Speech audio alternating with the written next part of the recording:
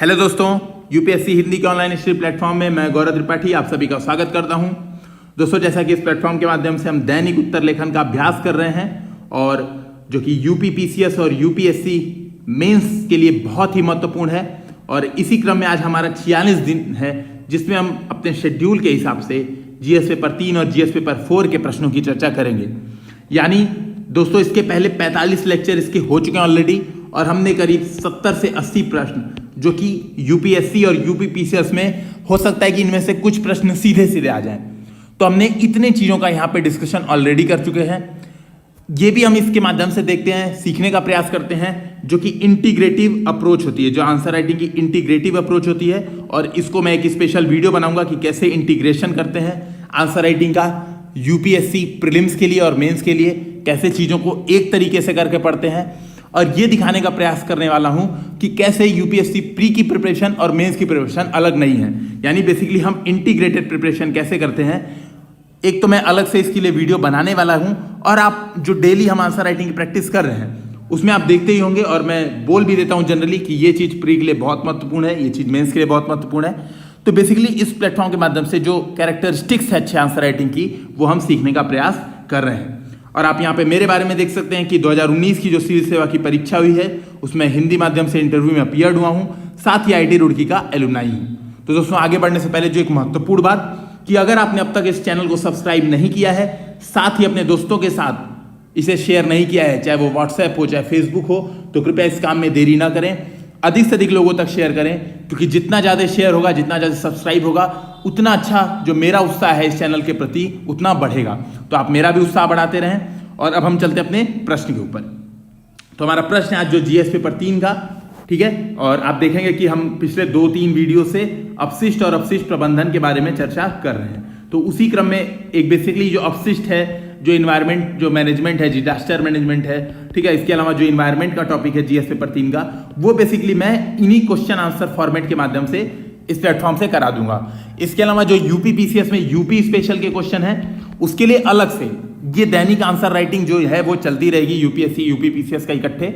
जो UP special question है उसके अलग फॉर्मेट से मैंने क्वेश्चन लगभग मेरे पास आ चुके हैं, ठीक है, यूपी के स्पेशल क्वेश्चन, उसको मैं अलग तरीके से इस प्लेटफॉर्म से डिस्कशन कर दूंगा ताकि जो लोग यूपी पीसीएस मेंस दे रहे हैं उन लोग का भी भला हो जाएगा। तो हम प्रश्न पढ़ते हैं। प्रश्न है हमारा, अपशिष्ट से ऊर्जा पुनर्प्राप्ति की विभिन्न तकनीकें क्या हैं। तो पहला पार्ट। दूसरा पार्ट, भारत में अपशिष्ट से ऊर्जा उत्पादन संयंत्रों से जुड़ी संभावनाओं और चुनौतियों पर प्रकाश डालिए। तो ठीक है, आपको इस बात को समझना होगा कि आपको बेसिकली क्या करना है, अपशिष्ट से ऊर्जा उत्पादन संयंत्रों से जुड़ी क्या क्या संभावनाएं हैं, क्या क्या चुनौती हैं, आपको इस चीज पर प्रकाश डालना है। एक बार इंग्लिश में पढ़ देता हूं। What are various techniques of recovering energy from waste, highlight the potential and challenges associated with waste to energy plants in India.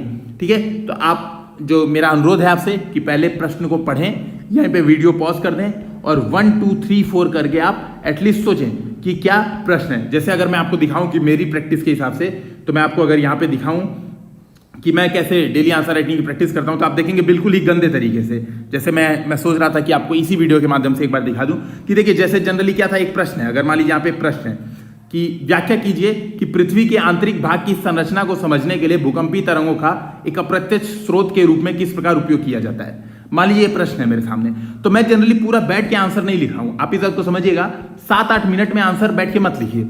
इसके अलावा क्या करिए, आप सोचिए कि इस प्रश्न में आपको डायग्राम कौन से बनाने हैं। तो मान लीजिए मैंने सोचा कि मुझे ये डायग्राम ये डायग्राम ये डायग्राम बनाने हैं। आप सोचिए कि आप पॉइंट्स क्या होगा, इंट्रोडक्शन में क्या पॉइंट होगा। और आप देख सकते हैं बहुत ही गंदी राइटिंग में बस मैंने जो दिमाग में थॉट्स चल रहे हैं मैंने उसको लिख दिया। ठीक है, देखिए मैंने यहाँ पे ग्राफ सोच लिया कि मुझे ये ग्राफ बनाना है, ये दोनों डायग्राम बनाने हैं। ठीक है, मैंने ये सोच लिया कि ये काम करना है मुझे, छाया क्षेत्र ये डिस्कशन करना है, गति डिस्कशन करना है और थोड़ा सा कंक्लूजन। जस्ट मैंने ये चीजों को सोचा, इसमें मुझे लगा 2 से 3 मिनट। आपको भी सिंपली यही काम करना है। तो मैं वही कह रहा हूं कि इस वीडियो को यहीं पे पॉज करिए, अब सोचने बैठ जाइए जल्दी से जल्दी। 2 से 3 मिनट में सारे पॉइंट्स आपके दिमाग में जितने पॉइंट्स आ रहे हैं उसको सोचिए। पूरी तरह से आप नहीं लिख पा रहे हैं, अगर आपके पास समय नहीं है और आप बहुत बिजी इंसान है, तो आपको बेसिकली कम से कम इतना काम तो अवश्य कर लेना चाहिए। ठीक है, तो अब इस प्रश्न का दृष्टिकोण देखते हैं। तो दृष्टिकोण में क्या है, भूमिका में आप क्या बता सकते हैं। भूमिका में देखिए बेसिकली अपशिष्ट से ऊर्जा पुनर्प्राप्ति की विभिन्न तकनीकों के बारे में प्रश्न पूछ रहा है, तो आप भूमिका में दिखा दीजिए अपशिष्ट से ऊर्जा कैसे प्राप्त होती है। यानी आप अगर बात करें, चाहे वो म्यूनिसिपैलिटी सॉलिड वेस्ट हो, ठीक है, नगर पालिका ठोस अपशिष्ट जिसको आप बोलते हैं, या फिर पराली हो, ठीक है, या फिर जो अन्य भी अपशिष्ट है हमारे पास, ठीक है, गोबर हो इत्यादि, जो भी अपशिष्ट है, ई अपशिष्ट हो, बेसिकली इन सब में कुछ ना कुछ कैलोरीफिक वैल्यू होती है। जैसे गोबर के कंडे आप देखे होंगे गांव में जलाए जाते हैं, ठीक है, पराली जलाया जाता है, सॉलिड वेस्ट भी है, वो भी, इसमें भी कैलोरीफिक वैल्यू होती है। ये सारी जो कैलोरीफिक वैल्यू है बेसिकली यही उसे क्या बनाती है, समस्या से संसाधन बनाती है। क्यों? अपशिष्ट था तो क्या था, बेसिकली वो समस्या था, लेकिन जब हमने उसकी कैलोरीफिक वैल्यू का यूज कर लिया, कैलोरीफिक वैल्यू मतलब ऊष्मा मूल्य, ठीक है, ऐसे समझ लीजिए, शुद्ध हिंदी में से लिखने की आवश्यकता नहीं है। ऊष्मा मूल्य को जब हमने उसको समझ लिया कि यार इसमें ऊष्मा भी है, मान लिया पराली जला रहे हैं तो क्यों ना पराली को एक जगह एकत्रित करके जलाया जाए, उससे भाप बनाई जाए और भाप से क्या किया जाए, टरबाइन चलाया जाए और उससे विद्युत उत्पादन किया जाए। बेसिकली यही बात है, सोचने का अलग अलग नजरिया है। और जब हम इसको इस नजरिए से सोचते हैं कि अपशिष्ट में एक कैलोरीफिक वैल्यू है, तो क्या होता है, बेसिकली अपशिष्ट समस्या से एक संसाधन बन जाता है। तो आपको इस बात को समझना होगा कि अपशिष्ट क्या बन गया, समस्या से संसाधन बन गया, ठीक है। अब मैं मुख्य भाग में क्या लिखूंगा, तो आप देख सकते हैं मुख्य भाग में बेसिकली 2 पार्ट हैं, हालांकि आप डिवाइड करेंगे तो 3 पार्ट हैं। देखिए मुख्य भाग में मैं अगर बात करूं तो पहला पार्ट यह है, ऊर्जा पुनर्प्राप्ति की विभिन्न तकनीकें क्या हैं, तो पहला पार्ट तो ये हो गया। दूसरा है, थोड़ा बैकग्राउंड आवाज आ रही है काफी, यहाँ पे ट्रक और चीजों का आना जाना है, कोई बात नहीं है, चला जाएगा तो मैं डिस्कशन कर लूंगा। तो भारत में जो देखिए पहला पार्ट क्या हो गया, अपशिष्ट से ऊर्जा पुनर्प्राप्ति की विभिन्न तकनीकें, ये पहला पार्ट हो गया। दूसरा पार्ट हो गया, भारत में अपशिष्ट से ऊर्जा उत्पादन संयंत्रों से जुड़ी संभावनाएं, ठीक है, और चुनौतियां, तीसरा पार्ट हो गया, ठीक है। हालांकि मैंने क्या किया, उसको 2 भाग में लिखा है, संभावनाएं एवं चुनौतियां इकट्ठे बता दिया। अपशिष्ट से ऊर्जा पुनर्प्राप्ति की विभिन्न तकनीकें, जैसे आपने पढ़ा होगा प्रीलिम्स के दौरान। और यहीं पे देखिए जो मैं बात करता हूं इंटीग्रेशन अप्रोच, जो इंटीग्रेटिव अप्रोच है आंसर राइटिंग की, वही मैं डिस्कशन करूंगा। जैसे आप देखेंगे तकनीकें कौन कौन सी हैं, गैसिफिकेशन, इसके अलावा पायरोलिसिस, ठीक है, जिसको तापीय अपघटन बोलते हैं, ठीक है, गैसिफिकेशन, पायरोलिसिस।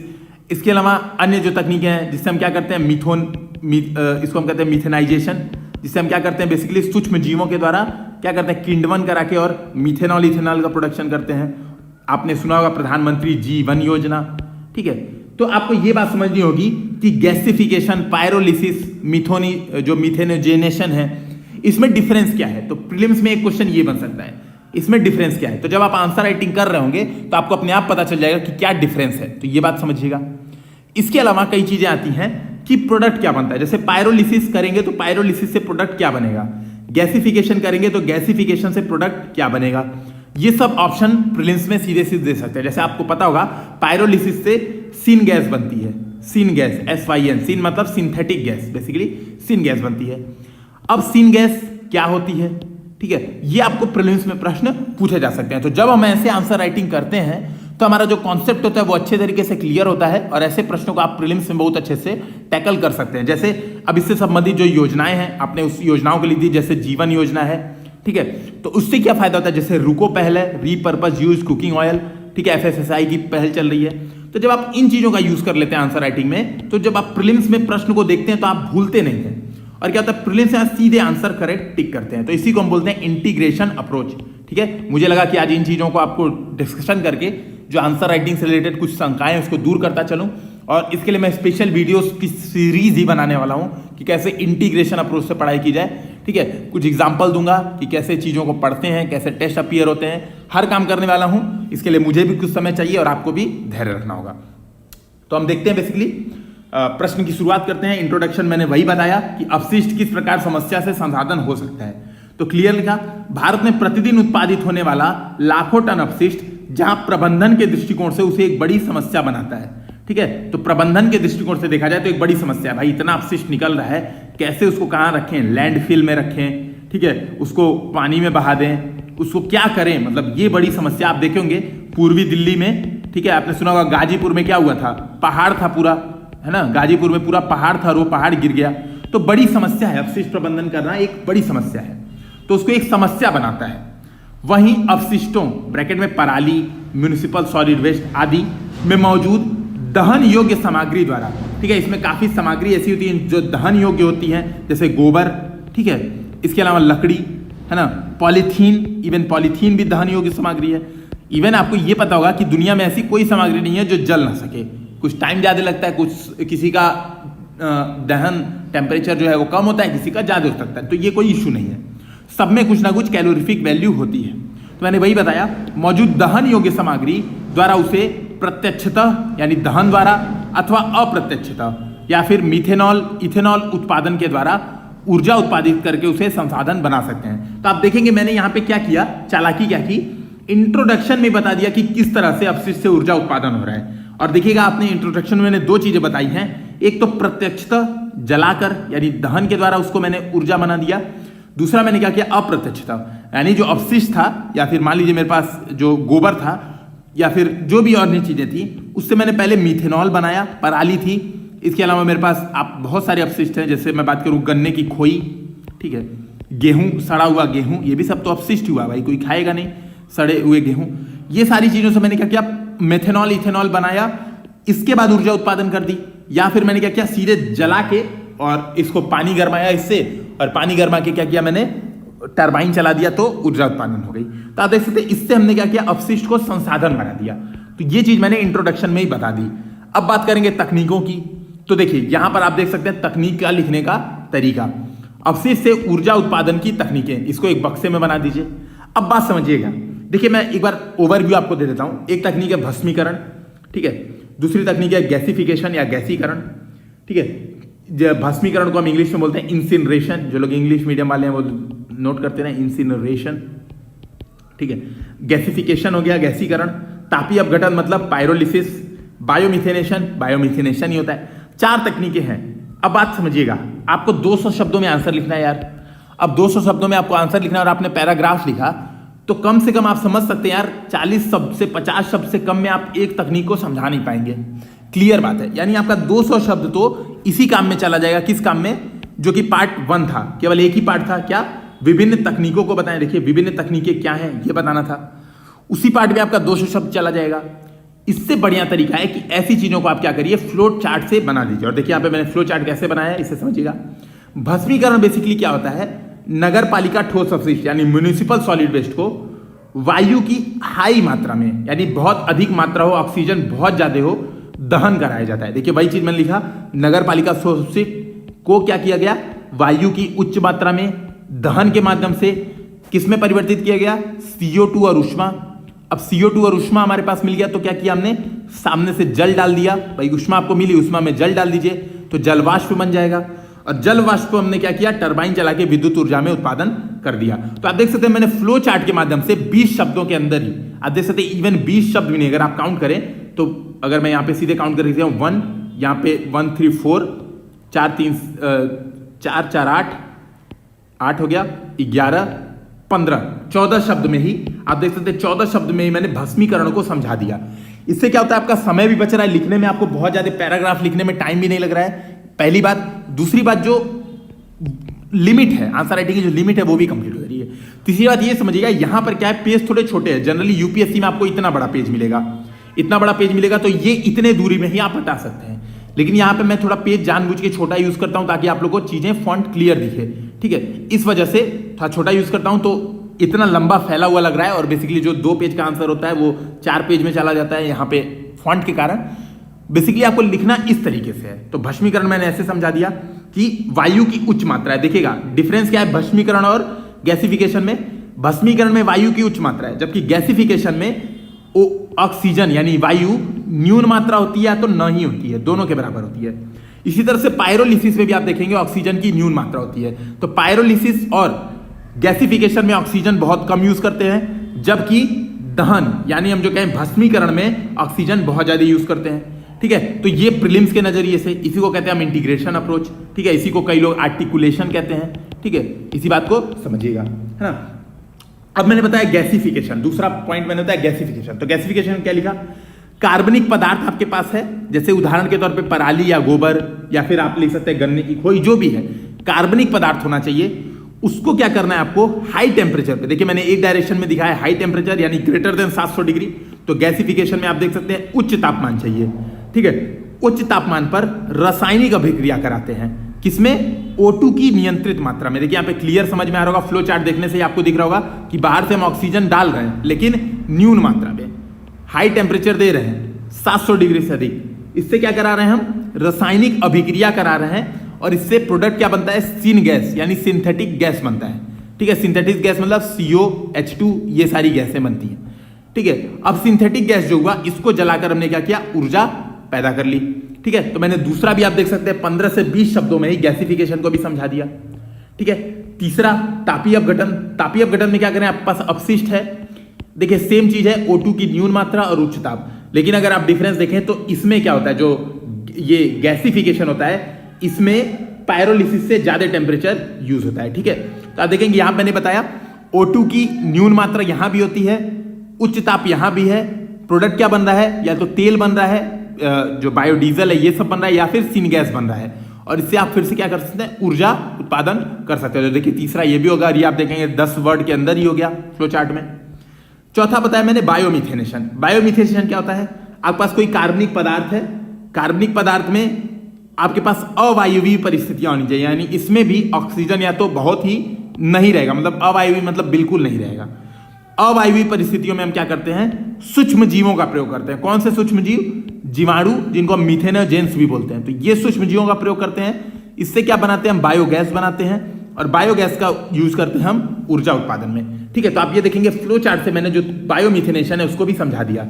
अगर आप इसको पैराग्राफ में लिखने जाएंगे तो क्लियर बात है, आप सोचिए ना आप कैसे लिखेंगे पैराग्राफ? लिखेंगे गैसीकरण वह प्रक्रिया है जिसमें हम एक कार्बनिक पदार्थ को, जैसे पराली एवं अन्य को, अधिक उच्च ताप पर, ब्रैकेट में लिखेंगे 700 डिग्री टेम्परेचर पर, ऑक्सीजन की नियंत्रित या न्यून मात्रा में क्या कराते हैं? रासायनिक अपघटन कराकर विभिन्न पदार्थों का निर्माण करते हैं, जिसके माध्यम से ऊर्जा का उत्पादन करते हैं। तो आप देख सकते हैं ये स्टेटमेंट बोलने में लगभग 35 से 40 वर्ड चले जा रहे हैं, और आपने चारों बातें बताई, बायोमिथेनेशन तक आपने बताया, तो आपके लगभग 150 शब्द या फिर मैं कहूँ कम से कम 140 शब्द से 150 शब्द यहीं पे चले गए। इंट्रोडक्शन आपने लिखा और निष्कर्ष लिखा तो आपका पॉइंट खत्म हो गया। तो जो संभावनाएं और चुनौतियां थी ये तो हमारी रह ही गई, इसीलिए फ्लो चार्ट का यूज कर सकते हैं आप। अब मैंने संभावनाओं में क्या बताया? तो संभावनाएं में बताया अपशिष्ट। भाई संभावनाएं मतलब पोटेंशियल, भारत में कितना पोटेंशियल है। ठीक है, तो कितना पोटेंशियल है भाई? भारत में बहुत ज्यादा अपशिष्ट है, ये एक पोटेंशियल है, तो अपशिष्ट है तो उसका ऊर्जा बनाओ खूब। एग्जाम्पल पे दे दिया, पराली है, रीयूज्ड ऑयल भारत में खूब ज्यादा है, म्यूनिसिपल सॉलिड वेस्ट है, गोबर है, गन्ना की खोई, जो चीज आपको आ रही है, चावल सड़े हुए, गेहूं सड़े हुए, आप यहां पे बता सकते हैं। ठीक है, दूसरी संभावना मिनिस्ट्री ऑफ रिन्यूएबल एनर्जी। ठीक है, यानी इसको हम बोलते हैं, ठीक है, नवीकरणीय एवं नवीन ऊर्जा मंत्रालय के अनुसार वर्तमान में शहरों कस्बों से उत्पन्न होने वाले ठोस अपशिष्ट में 500 मेगावाट क्षमता है। तो ये कह रही है MNRE कि अगर हम वर्तमान में जो शहरों में ठोस अपशिष्ट, नगर पालिका ठोस अपशिष्ट उत्सर्जित हो रहा है, उसको अगर हम यूज कर लें तो उससे क्या हो जाएगा? बेसिकली उससे आपको 500 मेगावाट एनर्जी तो तत्काल में प्राप्त हो जाएगी। और यही जो MNRE है वही बताता है कि भविष्य में इससे 2000 मेगावाट तक एनर्जी हमको मिल सकती है, केवल किससे? ठोस अपशिष्ट से। ठीक है, तीसरा पॉइंट मैंने क्या लिखा संभावना में? इसके अलावा इन संयंत्रों से उपयुक्त रोजगार सृजन होगा, आप कह सकते हैं बेसिकली स्किल्ड लेवल, तथा भूमि भराव स्थलों की जो समस्या है, जो मैंने ऑलरेडी आपसे चर्चा की, ठीक है, प्रदूषण की समस्या है एवं पराली दहन जैसी समस्याएं दूर हो जाएंगी। ठीक है, तो मैंने ऑलरेडी इस बात को समझा दिया आपको, इन संयंत्रों से बहुत सारे काम हो जाएंगे। ठीक है, अब बात करते हैं चुनौतियों की, कि क्या चुनौतियां हैं। ठीक है, इतना आसान रहता तो क्यों नहीं भारत में अपशिष्ट से ऊर्जा संयंत्र निकल जाते। तो पहली बात ये कि जो मैंने बताया था कि कैलोरीफिक वैल्यू ही इसे महत्वपूर्ण बनाती है, इसीलिए देखिए मैंने इंट्रोडक्शन में बताया था कि जो अपशिष्ट की कैलोरीफिक वैल्यू होती है वही इसको यूज करने के लिए बहुत महत्वपूर्ण बनाती है। अब जो कैलोरीफिक वैल्यू है, भारत में जो अपशिष्ट होते हैं उसकी कैलोरीफिक वैल्यू ही बहुत कम है। ठीक है, कैलोरीफिक वैल्यू ही बहुत कम है, यानी उतना फायदेमंद नहीं है। कारण ये हमारे जैसे जो लोग होते हैं वो क्या करते हैं, जो सूखा अपशिष्ट है और जो गीला अपशिष्ट है उसको क्या करते हैं, एक साथ मिक्स कर देते हैं। अब सूखा गीला मिक्स कर देंगे और अपशिष्ट का पृथक्करण नहीं होगा तो क्या होगा, उसमें उच्च नमी होगी। उच्च नमी होगी तो आपको जलाने में जो फायदा मिलना चाहिए था वो फायदा नहीं मिल पाएगा। तो वही लिखा है, अपशिष्ट में ऊर्जा का मान कैलोरीफिक वैल्यू बहुत कम होता है भारत में। ठीक है, जबकि आप स्कैंडिनेवियन कंट्री में देखेंगे, जैसे स्वीडन, नॉर्वे, इवन स्वीडन में आप ये केस स्टडी चाहें तो यहाँ पे यूज कर सकते हैं।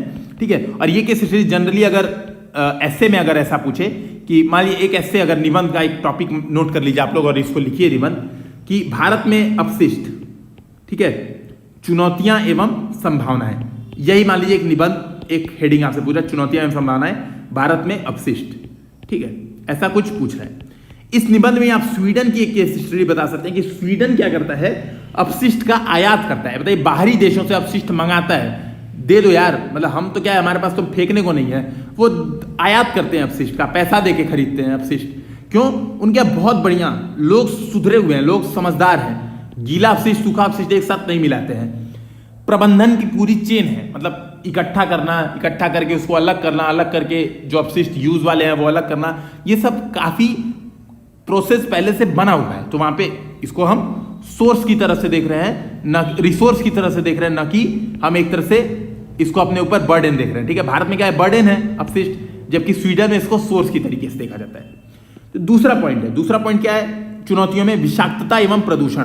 भाई जो भी अपशिष्ट है ना, अपने नगर पालिका अपशिष्ट है, मान लीजिए वेस्ट है, और ऑलरेडी मैंने लास्ट लेक्चर में इसको चर्चा किया ही है, उसमें क्या भस्मीकरण संयंत्रों में बहुत ज्यादा स्लैग होता है, स्लैग, और उसमें क्या होता है, भारी धातुएं जैसे पारा आदि का उत्सर्जन होता है, और भौम जल प्रदूषण की भी समस्या बहुत ज्यादा बढ़ जाती है। तो अपशिष्ट से जो ऊर्जा संयंत्र होते हैं, एक समस्या ये है कि जो अगल बगल के लोग हैं वो परेशान हो जाते हैं। काली सूत, जो क्या बोलते हैं, राख है, काफी उड़ती रहती है, और भारत में टेक्नोलॉजी उतनी डेवलप नहीं है कि राख को कम किया जा सके। ठीक है, ये समस्या है भारत में। तीसरा पॉइंट, कोयले एवं सौर ऊर्जा की अपेक्षा लागत अधिक हो जाती है। जैसे एग्जांपल में देखिए, अभी वर्तमान में कोयले से आप ऊर्जा उत्पादन करेंगे तो 3 से 4 रुपए किलोवाट एनर्जी आपको मिल जा रही है। ठीक है, आप चाहें तो यहाँ पे एग्जांपल लिख सकते हैं, पूरा मैं सही से पूरे होशो हवास में इस चीज को बता रहा हूं। और 7 रुपए पर किलोवाट आपको पड़ती है अपशिष्ट से ऊर्जा।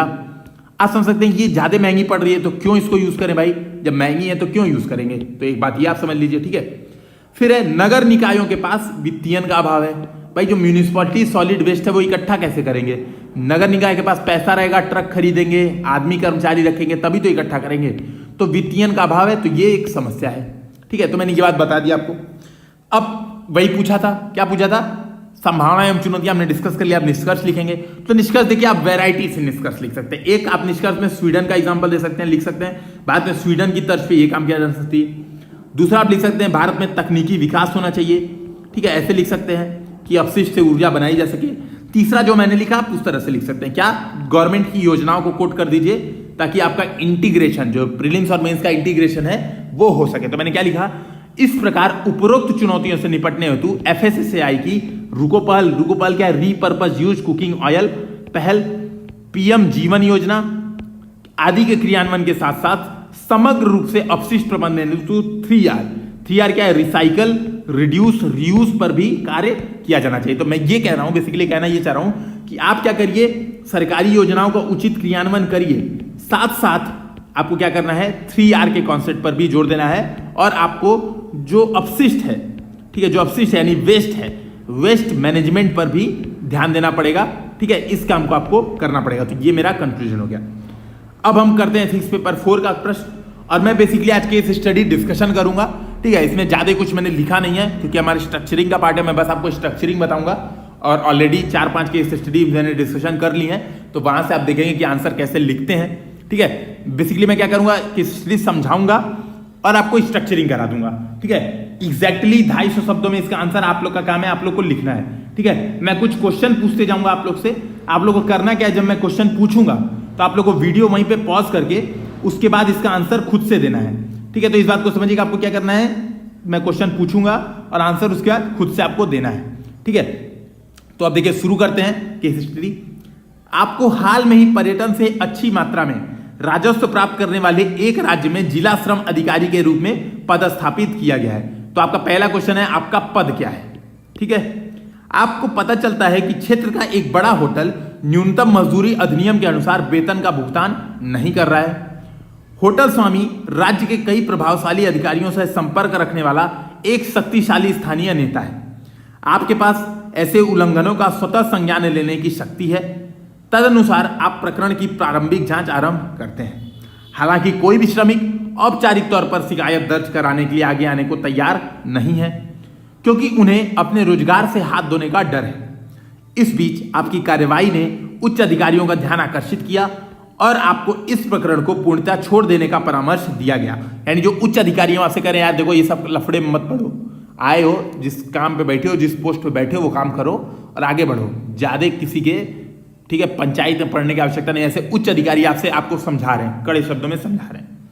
आप इस स्थिति को लेकर गंभीर रूप से चिंतित हैं क्योंकि इससे न केवल न्यूनतम मजदूरी अधिनियम का उल्लंघन हो रहा है, क्लियर दिख रहा है कानून का उल्लंघन, बल्कि यह श्रमिकों के मूलभूत मानवाधिकारों का हनन भी है। बात समझिएगा। पहला क्वेश्चन क्या पूछा है? दिए गए प्रकरण में सम्मिलित मुद्दों की पहचान कीजिए, पहला पार्ट ये।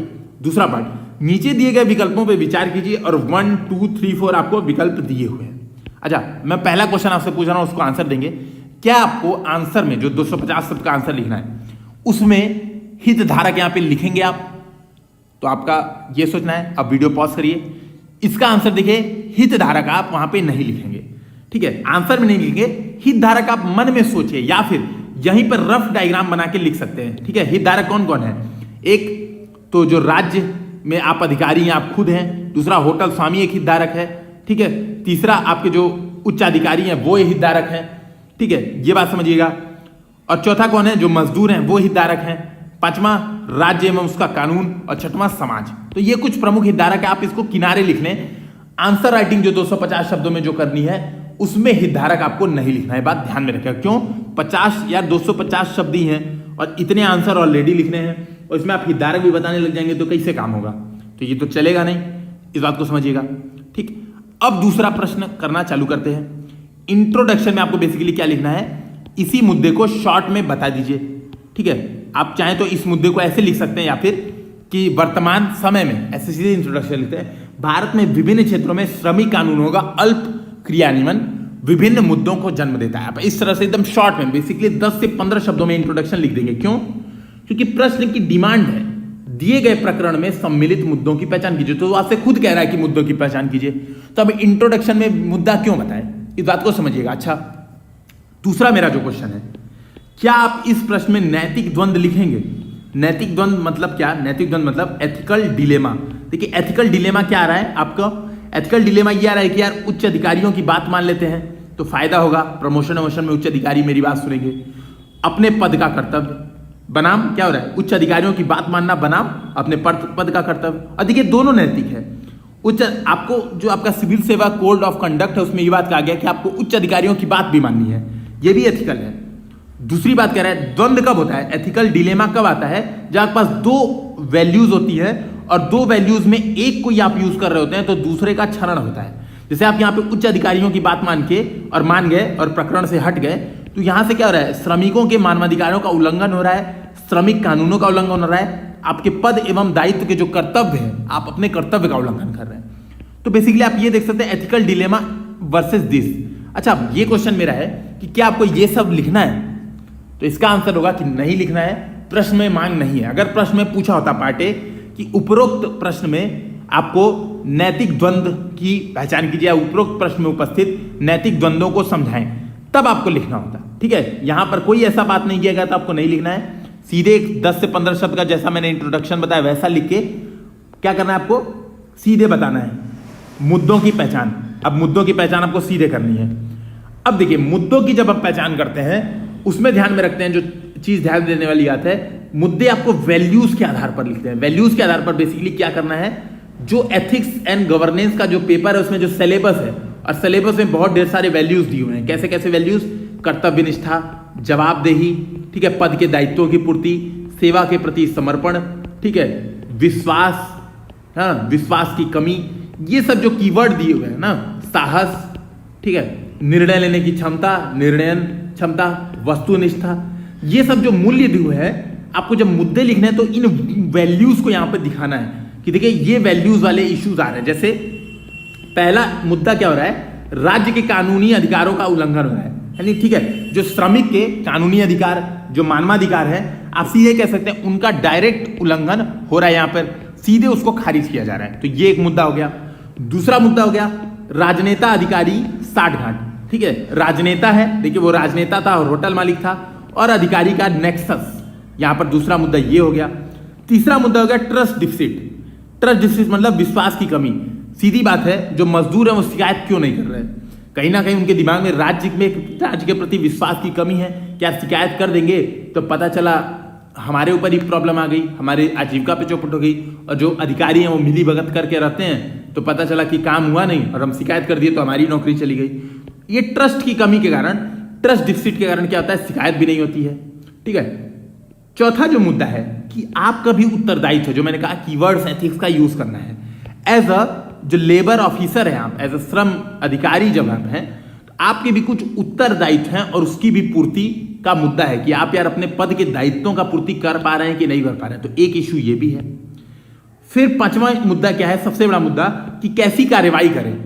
ठीक है, कैसी कार्रवाई करें का मतलब, पता चला उलझ गए आप जाके नेता के ऊपर, ठीक है, वहां से डायरेक्ट उलझ गए तो पता चला आपकी नौकरी चली गई, उसने आपको फंसा दिया। दूसरी बात, पता चला आप बहुत अच्छे बनने चले और उसने क्या किया, कहा ठीक है जितने कर्मचारी काम कर रहे हैं इसको हम नौकरी से निकाल रहे हैं, नहीं भर्ती करेंगे, इससे उन लोग के ऊपर संकट आ जाएगा, आजीविका के संकट पे। आप कैसी कार्रवाई करेंगे ये आपको सोचना पड़ेगा, ये आपके पास मुद्दा है। ठीक है, ये जो पांचों मैंने मुद्दे बताए इसी को आपको थोड़ा एक्सप्लेन करके इसके आंसर में लिखना है, या आप खुद से करेंगे। अब अगला पॉइंट आते हैं, जो सेकंड पार्ट है प्रश्न का। मैंने ऑब्वियसली बात है आपको समझा दिया लगभग किसी ढंग से, और इवन आंसर ही बता दिया पूरा। बी पार्ट है, नीचे दिए गए विकल्पों पे विचार कीजिए और विकल्प नंबर 1 दिया है, 2 दिया है, 3 दिया है, 4 दिया है। फिर बोला इनमें से प्रत्येक विकल्प के गुणों और दोषों का मूल्यांकन कीजिए तथा कारण प्रस्तुत करते हुए अपनी पसंद की कार्यवाही का सुझाव दीजिए। ये कुछ विकल्प हैं, आपको क्या करना है, इनके गुण और दोष बताने हैं, साथ ही एक सुझाव देना है कि क्या कार्रवाई होगी, यह आपको काम करना है। अब देखिए जो सेकंड पार्ट है, इसमें आपको जब लिखना है सेकंड पार्ट का आंसर आपको टेबुलर फॉर्म में, टेबल की स्पेलिंग मैंने तबला लिख दिया यहां पर, उसको ध्यान ना दें, टेबल फॉर्म में लिखना है। ठीक है, टेबल फॉर्म में लिखना है का मतलब आपके शब्द बचेंगे। जैसे आप हर विकल्प आपने लिखा, उसके बाद आपने गुण अलग से लिखा, गुण की हेडिंग डाली, फिर लिखना चालू किया, फिर दोष लिखा, तो इससे आपका बैलेंस नहीं बन रहा है। ठीक है, ना ही रिप्रेजेंटेशन का बहुत अच्छा तरीका है। और एग्जाम में क्योंकि पन्ने काफी चौड़े होते हैं, मतलब जो पन्नों की लेंथ होती है, डेप्थ होती है, काफी चौड़ी होती है, आपको आराम से प्रॉपर जगह मिलता है कि आप एक किनारे यहाँ पे बना दे विकल्प की लाइन, एक बना दे गुण की लाइन, एक बना दे दोष की लाइन, और ये थोड़ा सा इस पे प्रैक्टिस कर लें। जब ऐसा प्रैक्टिस कर लेंगे तो एग्जाम में ये तरीका बहुत ही अच्छा होगा लिखने का। ठीक है, इस बात को समझिएगा। तो जो जैसे एग्जाम्पल के तौर पे जो पहला विकल्प है, ठीक है, पहला विकल्प क्या है, इसको देखिए, मैं एक विकल्प से समझाता हूं। ठीक है, उसके बाद आपको बाकी विकल्प अपने मन से करने हैं ना। तो मैं पहला विकल्प समझा देता हूं, एक्सप्लेन कर देता हूं। उच्च अधिकारियों की अनौपचारिक परामर्श का पालन करेंगे। ठीक है, ये पहला विकल्प है। इसका आपको क्या बताना है, गुण बताना है और इसका दोष बताना है। देखिए मैंने क्या लिखा, इसको आपको कैसे लिखना है, इसको आपको वैल्यूज के आधार पर लिखना है कि ये काम किया तो कौन से वैल्यूज को आप लागू कर रहे हैं, कौन से वैल्यूज को आप लागू नहीं कर पा रहे हैं, इसके आधार पर आपको गुण और दोष बताने। तो जैसे मैंने क्या लिखा, देखिए उच्च अधिकारी की बात मान ली तो क्या किया, पदानुक्रम संबंधित दायित्वों की पूर्ति की। ठीक है भाई, सीधी बात है, जो हमारा सर्विस रूल होता है उसमें सीधे कहा जाता है कि भाई बात मानिए अपने से उच्च अधिकारियों की, तो वो मान लिया। इससे क्या फायदा होगा, मेरे व्यक्तिगत हित, यहाँ पे क्लियर लिखना है, व्यक्तिगत हितों को नुकसान नहीं पहुंचेगा। सीधी बात है, ना फंसाएंगे ना किसी से लफड़ा होगा, हो सकता है बाद में प्रमोशन वमोशन भी मिल जाए, बड़ी चीज। सीधी बात, पर्यटन प्रभावित नहीं होगा। पर्यटन प्रभावित नहीं होने का मतलब, भाई पता चला आपने कुछ इशू क्रिएट किया, आपने कार्रवाई कर दी है ना होटल पे, और होटल बंद हो गया, तो वो क्षेत्र क्या लिखा है, देखिए क्लियर, आप अगर केस स्टडी पढ़ेंगे तो क्लियर लिखा है, पर्यटन से अच्छी मात्रा में राजस्व प्राप्त करता है वो राज्य पर्यटन से अच्छी मात्रा में राजस्व प्राप्त करता है। और आपने क्या किया, होटल ही बंद करा दिया, तो बेसिकली आपने क्या किया, जान बचाने के चक्कर में जान मार दी, ये काम आपने कर दिया, तो इससे भी बच जाएंगे। ठीक है, तो पर्यटन प्रभावित नहीं होगा, है ना। दोष क्या होगा, श्रमिक अधिकारों का उल्लंघन हो जाएगा, मत करिए काम, कर्तव्य की अवहेलना कर रहे हैं, पद के दायित्वों की पूर्ति कर रहे हैं, और अन्य लोग भी ऐसा ही करेंगे। आपका देखा देखी जो आपके छोटे अधिकारी हैं और भ्रष्टाचार जैसी समस्याएं और बढ़ जाएंगी। तो बेसिकली आप ये विकल्प गुण दोष के आधार पे इस तरह से लिखें। ठीक है, सेकंड पार्ट मैंने यहाँ पे लिखा है।